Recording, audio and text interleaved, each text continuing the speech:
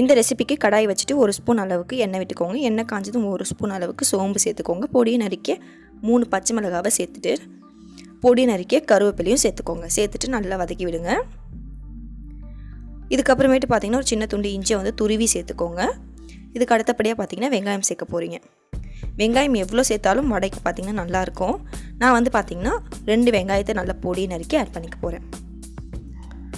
Add பண்ணிவிட்டு நல்லா வதக்கி விடுங்க. வதக்கி விட்டுட்டு உப்பு வந்து தேவையான அளவு வடைக்கு எவ்வளோ வேணுமோ அவ்வளோ நீங்கள் சேர்த்துக்கலாம். இப்பயே சேர்த்துட்டு நல்லா கண்ணாடி பதம் வரணும், அந்த அளவுக்கு டைம் கொடுத்து வதக்கி விட்டுருங்க. இப்போ பார்த்தீங்கன்னா தண்ணி வைக்க போகிறோம். 1 சொம்பு அளவுக்கு தண்ணி வச்சுக்கோங்க. இப்போ நம்ம வீடியோவை பார்த்துட்டே இருப்பீங்க. வீடியோ கீழே பார்த்தீங்கன்னா ஒரு ரெட் கலரில் சப்ஸ்கிரைப் பட்டன் இருக்கும், அதை ப்ரெஸ் பண்ணிக்கோங்க. பக்கத்தில் பெல் ஐக்கானை கிளிக் பண்ணும்போது கன்ஃபியூஸ் ஆகாமல் ஆல் அப்படின்றத செலக்ட் பண்ணி கிளிக் பண்ணிச்சுக்கோங்க. அப்போ தான் அடுத்த வீடியோஸ் தன்னாலே உங்களுக்கு நோட்டிஃபிகேஷனாக வந்துடும். இப்போது உப்புமாக்கு எப்படி நீங்கள் தண்ணி வைப்பீங்களோ அதே மாதிரியே வச்சுட்டு கொஞ்சமாக வந்து சோடா உப்பு சேர்த்துக்கோங்க. வேண்டாம்னா நீங்கள் அவாய்ட் பண்ணிக்கலாம், அது ஒரு பிரச்சனையும் இல்லை. அப்புறம் ஒரு 3 ஸ்பூன் அளவுக்கு கெட்டி தயிர் சேர்த்துக்கோங்க. இது நல்லா பபுள் ஃபார்ம் ஆகிற அளவுக்கு கொதிக்க விடுங்க. லைட்டாக கொதிச்சா போதும். இந்த டயத்தில் பார்த்தீங்கன்னா 1 கப் அளவுக்கு பச்சரிசி மாவு, அந்த தண்ணி எந்த அளவுக்கு கொள்ளுதோ அந்த அளவுக்கு மாவு போடுங்க. மாவு கொஞ்சம் கொஞ்சமாக சேர்த்து கிண்டி விட்டுட்டே இருங்க. அப்போ தான் பார்த்தீங்கன்னா கட்டி கட்டி ஆகாமல் உங்களுக்கு கரெக்டாக வடை மாவு கிடைக்கும். கொஞ்சமாக தண்ணி வச்சிட்டிங்கன்னா மாவு வந்து எப்போ இருக்குதோ அந்த டைமில் நீங்கள் வந்து அடுப்பை ஆஃப் பண்ணிவிடுங்க. இப்போ இந்த டயத்தில் வந்து நல்ல ஒரு கை அளவுக்கு கொத்தமல்லியும் சேர்த்துடலாம். சேர்த்துட்டு நல்லா ஆற விடுங்க. ஆற பார்த்திங்கன்னா நல்லா இறுகி உங்களுக்கு வடை மாவு கிடைக்கும்.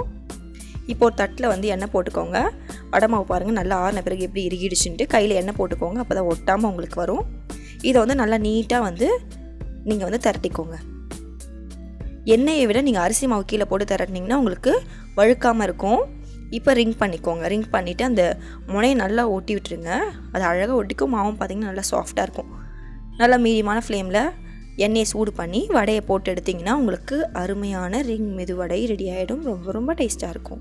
அப்படியே செம்ம சாஃப்டாக இருக்கும். ஒரு தடவை போட்டுட்டிங்கன்னா அடுத்த தடவை இதே வடை செய்யலாம் அப்படின்ற மாதிரி உங்களுக்கு தோணும். ஸோ கண்டிப்பாக நீங்களும் ட்ரை பண்ணி பார்த்துட்டு இதே மாதிரி சாஃப்டாக ஈஸியாக நீங்கள் பண்ணிங்களா, எந்த ஒரு தப்பும் வராமல் என்ன தப்பு பண்ணீங்க, நான் என்ன தப்பு பண்ணேன் எல்லாத்தையுமே வந்து எனக்கு கமெண்டில் சொல்லுங்கள்.